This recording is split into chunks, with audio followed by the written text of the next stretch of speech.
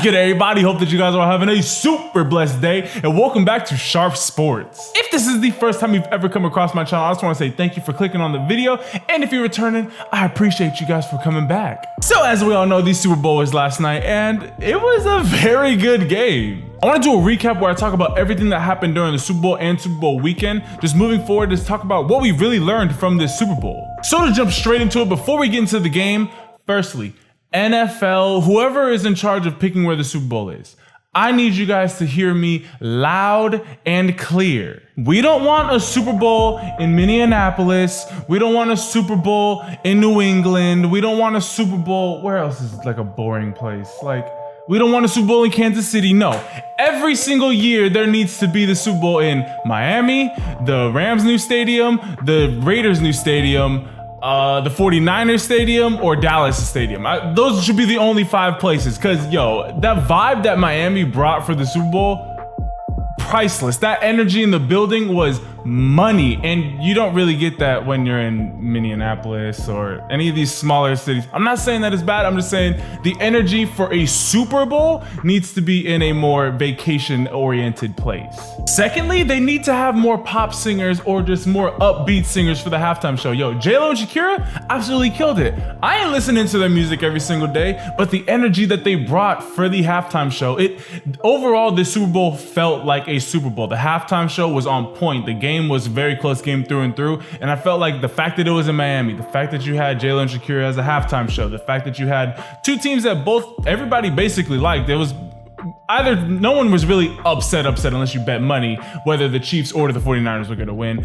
Overall, this was a very solid Super Bowl, and I feel like the NFL needs to take a look at this because this was a great blueprint moving forward of how to run Super Bowls. All right, now that we talked a little bit about Super Bowl, the event, now let's talk about the actual game. Firstly, I just want to say that in yesterday's video, I did call out the reason why the Chiefs are going to win. Here's a little clip right here. Now, the reason why I think that the Chiefs offense is different than most other high-powered offenses that we've seen going into the Super Bowl is this one thing: fear. The Kansas City Chiefs have something very similar to prime Tom Brady, and that is no matter what the score is, the Chiefs are always, and I mean always, in the game. Just ask the Houston Texans. I think that the simple fact that the 49ers, for not a single second of the entire Super Bowl, are they going to be able to relax, whether they have a 3-touchdown lead or a 3-point lead, they're never going to be able to relax because they know that as soon as Patrick Mahomes gets the ball in his hands, he could score in less than 2 minutes every single time. Well said, Pass Marcus. I mean, the way that the Chiefs were able to storm back into that game in the 4th quarter,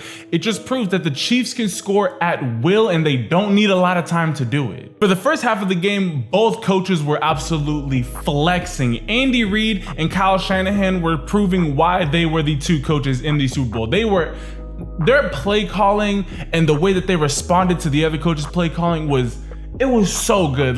All the different, how they had Deebo Samuel as basically a running back in the first half, how they had all these guys motioning, it was just really fun to watch for a true football fan perspective. However, the first thing that we did learn, which we kind of learned a couple years ago, is that Kyle Shanahan has a problem closing out games. Now, granted, that might be a little bit exaggerated because the 2 guys that he lost to with those bigger comebacks was to Tom Brady, the greatest comeback quarterback of all time, and Patrick Mahomes, who I plan on having as one of the top comeback quarterbacks of all time. So yeah, I can kind of excuse a little bit of that. I just feel like the 49er team that was dominating the first half of the game did not really show up in the back end. I mean, in the 3rd quarter, they were still handling business, but I felt like in the 4th quarter, as soon as teams see the Chiefs score that first touchdown to bring it within a 1-score game, everybody just freaks out like they've already lost. No, that should have been, hey, just keep it cool, go out there, and don't try to keep on just running the ball. You got to show hey, we're going to go out here and take some deep passes too, just so that we can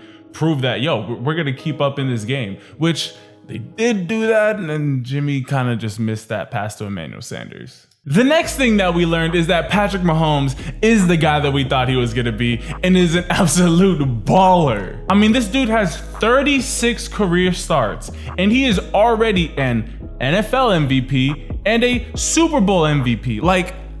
36 career starts, and he's already, come on, bro. This dude is going to be a problem for a while in the NFL. I'm not gonna lie to you guys, I was getting a little bit concerned after that second interception. I'm pretty sure they went back out onto the field and had another 3 and out or a very quick offensive series, and it looked like Patrick Mahomes was trying to force a couple passes. It looked like he was about to unravel. However, he calmed himself down, came out into that fourth quarter and just took over the game like he has the entire playoff run. The next thing that we learned in this game is that Deebo Samuel, oh yeah, he's going to be a monster of a receiver for that 49ers team. The way that Kyle Shanahan is able to get the ball into Deebo Samuel's hands, and every single time you hear about Deebo Samuel, because the NFL announcers can't just they just fixate on one thing and they can never let go of it. Deebo Samuel, yes, he is a big body wide receiver. I believe he is 6 foot or 6'1", 215 pounds. That is a solid wide receiver. And if they're able to get the ball in his hands on those jet sweeps, on little quick screens, and then overall just throughout the normal passing game, Deebo Samuel is going to be that team's #1 receiver. I already believe he's the #1 receiver. He took that over Emmanuel Sanders, and he's just only going to get better. Now, 49ers fans, I know that you're sad because you just lost the Super Bowl. But another thing that we learned from this Super Bowl is that you guys are going to be good for a while. The issue that the Kansas City Chiefs are about to run into is they have basically next year to try and double up on the championship, because after that, you got to pay Patrick Mahomes upwards of $200 million with well over $100 million of that guaranteed. And that's going to eat up so much cap space that you're not going to be able to keep all the offensive weapons that you have, and you're not going to be able to keep all of the complementary defensive players that you have. So their team is going to overall take a bigger hit. However, the 49ers, you got your guy, Jimmy G. You got him already under a long-term contract. Nick Bosa, he's a rookie, so you got a couple more years to play with before he needs that 20-ish mil for a top-end defensive end. That sounds about right.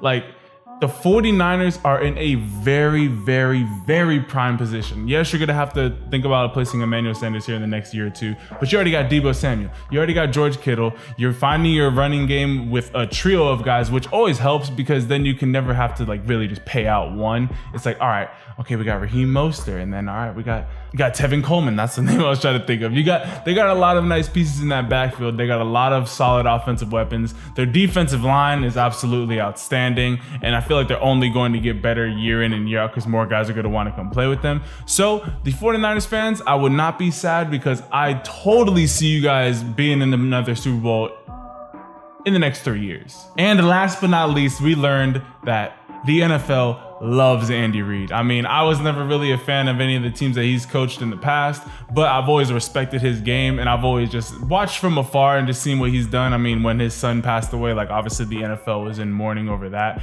So to see him be able to have the very, very, very stacked and impressive career that he has had, and then to not cap it off because he's not going to retire this year, but to have it all culminate in a Super Bowl win this year was really good to see.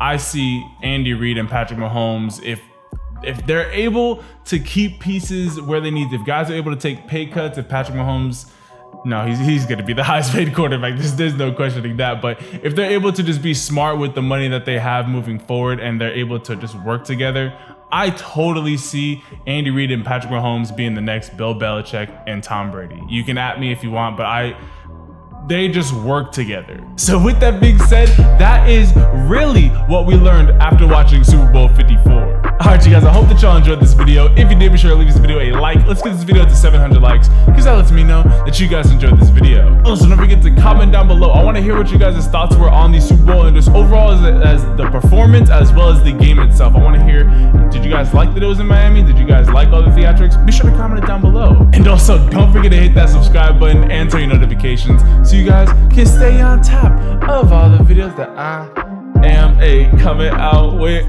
Yeah. All right, you guys, with all that being said, hope that y'all have a super blessed rest of your day. And I'll catch you guys in the next video. Ciao.